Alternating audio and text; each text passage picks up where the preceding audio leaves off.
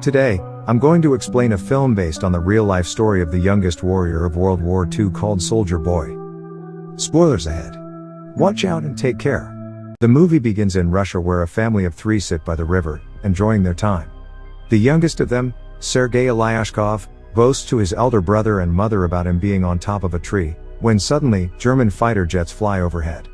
The mother asks her kids to quickly hide in the bushes, but the 6-year-old claims he is not scared and strikes the jet with a slingshot. To everyone's surprise, he manages to hit the jets and explode them. But when he looks around, his family is gone.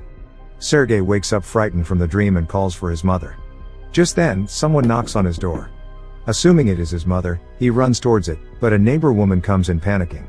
She thanks God for keeping him alive, and informs him that his mother and brother are dead. The little boy cannot comprehend what she is saying, and wants to stay in the house to wait for his mother. The woman tells him that the Germans have attacked them and that he should run away. Just then, some soldiers approach their house. The woman makes Sergei run out through the window but is shot dead before she can join him. The little 6-year-old is now on his own, with no family and friends.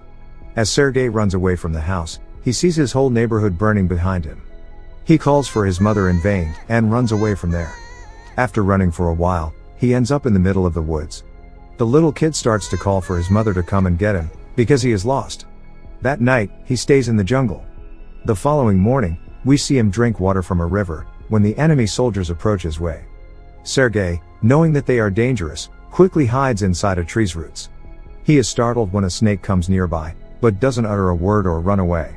Sergei is more scared of the soldiers than of the snake. The soldiers eat by the river and go away, after which Sergei takes their leftover food and devours it for the night. However, by the end of the day, the little boy is exhausted. He hasn't had a proper meal in 2 days and has been walking with no destination. He falls down as he limps but doesn't stop walking. While on his way, he sees wild berries and devours them, but just then, an explosion occurs behind him, taking him by surprise. The boy gets dizzy and starts to hallucinate someone coming behind him. However, even in such conditions, he stands brave and tells the person he has a rifle and is not scared. He limps forward but falls unconscious after a while. While he is asleep, 2 soldiers approach him.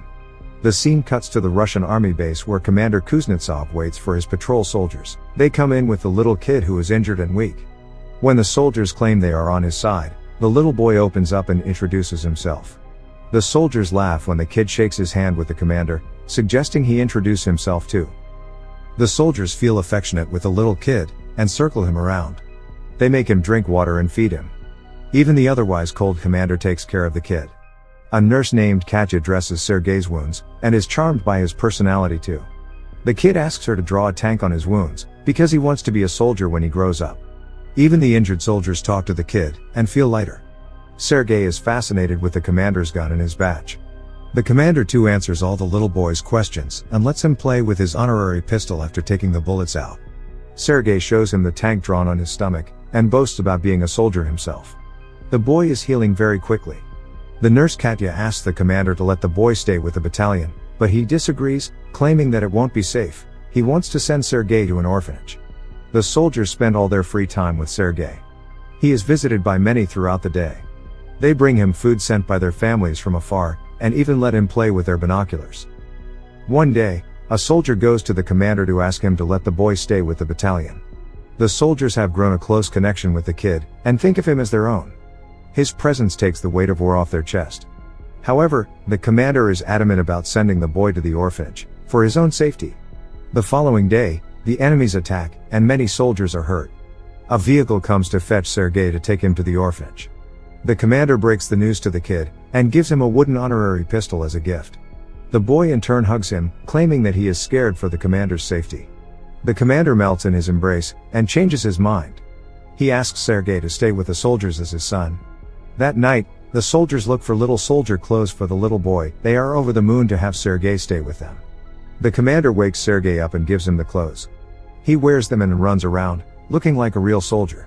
The others start calling him their little soldier boy. As the kid runs around, the Germans launch an air attack on the battalion. The soldiers quickly take Sergei to a safe place and fight the others.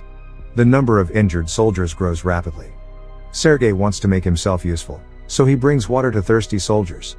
One of them asks him to read a letter sent by his family because he has a bandage over his eyes. The little boy wants to help, but doesn't know how to read. He takes the letter and starts making up the things written on it, claiming that the soldier's cow is safe back home. When the soldier says he doesn't have a cow, the others tell him to go along with the story and laugh. He reads everyone else's letters in the same fashion and cheers them up. In the following scene, we see Katya and the commander talking. The two seem to be attracted to each other, but do not confess their feelings. Later, Sergei tells the commander that he is of the orderly position in the battalion and starts introducing himself as one. However, the boy then sees one of the soldiers stationed destroyed from the attack. The commander teaches him to take his hat off to pay respect to the dead soldier. The next day, he insists the commander give him a mission and is given a task to distribute the letters among the soldiers. He completes his task efficiently and even makes the soldiers dance for him. The following day, Sergei goes a little far from the base with his binoculars. As he is playing with it, he sees someone's leg moving from inside a haystack. He rushes back to the battalion and tells the soldiers about his findings. The soldiers are skeptical, but go with the boy anyway. When they reach near the haystack, they are alerted to see two German spies hiding underneath. The spies are arrested, and the kid is praised for his intelligence. That night, the commander shows Sergei the legal papers for his adoption. He is now officially the kid's father. Sergei knows of the commander's feelings for Katya, so, to repay his kindness, he takes him to confess to her. But the two see her talking to a different man, and wrongfully assume she is interested in someone else. The base is attacked by the Germans again. This time, Sergei helps the soldiers with all his might, by supplying ammunition to the soldiers in the front line, but the soldiers there command him to go back to the shed because it is too dangerous outside. When he comes to the shed, he sees the commander and others panicking because the phone's connection with the colonel is lost. A soldier is sent to fix the broken wires. Sergei follows the soldier and sees he has been fatally wounded. He asks the dying soldier how he can fix the wires, and does it himself. The connection comes back and more troops are called. The 6-year-old saves everyone's life. Later, we see the commander and Katya talking by the river. The commander finally confesses his love for her and asks her to be Sergei's mother. Katya is over the moon, but before she can say anything, a soldier approaches them and gives the commander a letter, saying they have been dispatched from the base. The following day, all the soldiers leave for their new base along with Sergei. However, on their way, they come across a minefield that blows off some of their vehicles. The commander is hurt while the group's orderly, who Sergei was close with, dies in the explosion. He cries and hugs the commander. They carry the injured ones with them and continue their journey to their new base. When they finally reach the other base, they meet the commander's leader, the general. He too is impressed by the kid's ambition, and congratulates the commander for having such a smart kid. The following day, their division is awarded a guard's banner, and so is the boy. He promises to save his country when the general gives him his badge. One night, their base is attacked brutally, and the commander is trapped under the ruins. Sergei cries for his father and tries to save him. He calls the other soldiers, who finally bring the commander out. The next day, Sergei approaches an injured commander. His hands were hurt while trying to save the commander. The kid is now an inseparable part of the team. He doesn't have a family beside them, and moves wherever they go in the war. The movie ends as the regiment is seen moving to another base. A voice in the background narrates that he even took part in the Stalingrad battle, and reached Poland with the soldiers.